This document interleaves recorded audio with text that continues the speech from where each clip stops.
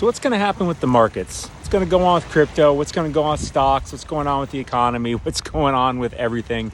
I'm going to give my thoughts. I spend literally 12 plus hours a day, every effing day, thinking about this, researching this.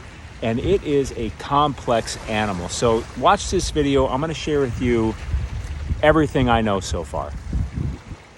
So to start, there is a tremendous amount of sell pressure in the markets. Everyone is looking to sell. Everyone, exaggeration, but massive majority are on, have put options, have sell points where, if it shoots up just a little bit, it'll be selling to push down.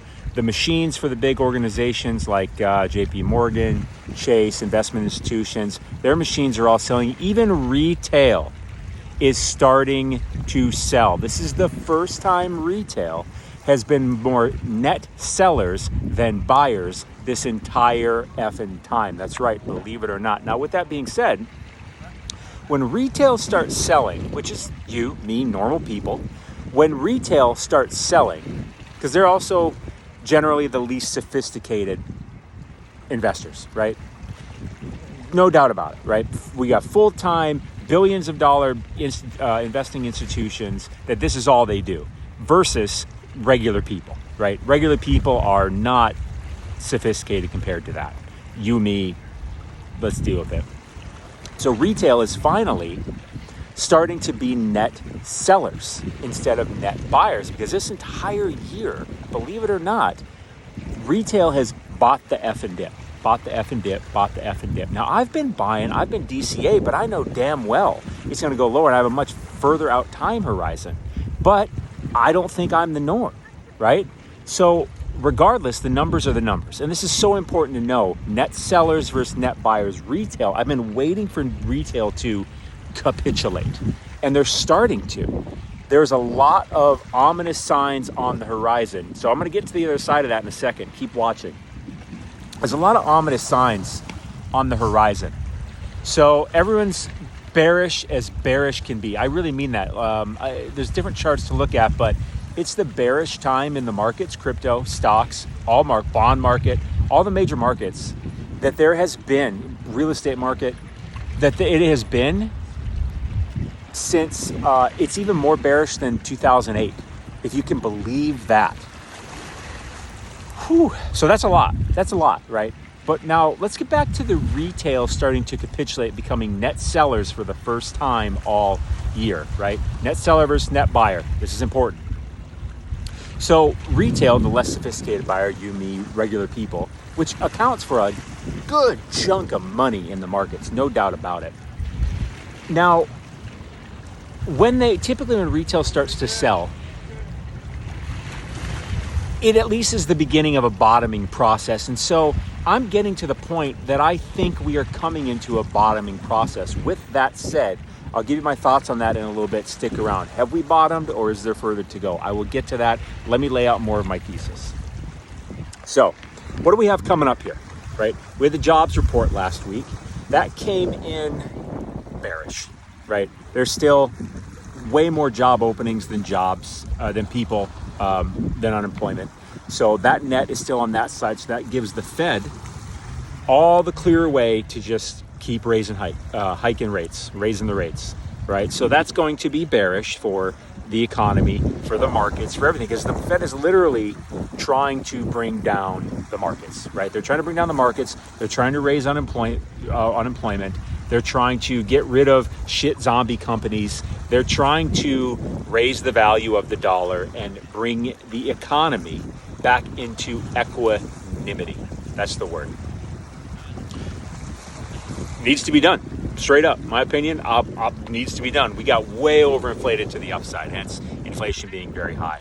Obviously, they want to bring inflation down dramatically too. That has to do with resetting all of this and raising the interest and everything like that. So on the other side, this week, we have the CPI report, the inflation numbers, okay? So the inflation numbers, estimated to be 8.1. Guess what that's going to make the Fed want to do? Keep course. it's going to keep them super hawkish. If you don't know what hawkish means, that just means they are looking to lower the value of assets, increase the value of the dollar, increase the interest rate, bring on recession, raise unemployment. It's all stuff that people typically don't want, but is necessary for a balance in a world going forward.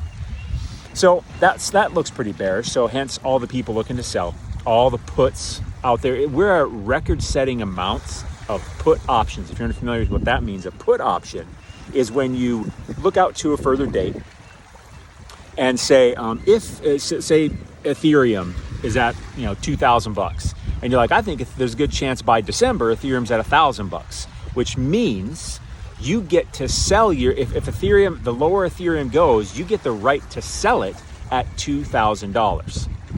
Okay. You wouldn't want to do that if it was going up. You'd want the right to buy it at $2,000 if you thought it was going to go up. You get the right to sell it at a higher price by a certain date. Okay, so that is a very, very bearish outlook. And that's not just like, people talking. Obviously, people are talking, but that is actually everyone putting their money where their effing mouth is in terms of where they think this thing is going. Now, I'm going to get to what all this means, because you're also thinking, well, if everyone's doing that, maybe we should look the other way. Maybe not. I'll get to that. So that's what's going on there. And then we're also in earnings season for Q3. Okay, big companies. I believe next week, or is it this week? What's the date today? The 9th, I think, of October. I think next week is Netflix, is the big one on there. But there is a big, there are a lot of companies with earning reports coming out. Now, the very important thing about that, hear me on this. Don't leave this video. Keep listening to me on this. I've spent hundreds of hours in the past month just studying this. And I spend that kind of time every single month. Just hear me out. Now, do you know what a PE ratio is? A PE, that's price to earnings ratio, is what that is. So when something has a certain amount of earnings, the price is on top of it, price divided by earnings, and that's what they call the multiple. Okay, that's what they call the multiple.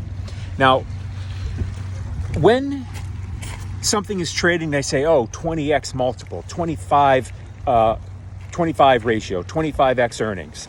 That's what they're saying, is they're saying the price of this stock is 20 times the earnings, 10 times the earnings, 15 times the earnings. For the past 2 years, we've been probably about an average of 25 times earnings, which is crazy. It is batshit fucking crazy. That is a massive overvaluation of anything. Imagine, hey, how much do you make? I make $100. Okay, let me give you $2,500. What? Okay, what? I make $100. You think I'm worth $2,500? What the fuck? So that's where we're at, and still we're currently roughly at about a 17x. And so we've had what's called multiple compression, where the price has been coming down, but the earnings have not come down yet. So when the earnings come down, which I very strongly think they will, and so does everybody else, right? That's what happens in a recession. Earnings go down. Companies are doing hiring freezes, and they're starting to lay off. I even read that Facebook is going to start laying off. That's a tipping point to me. So at that multiple, 17x earnings, what if earnings go down?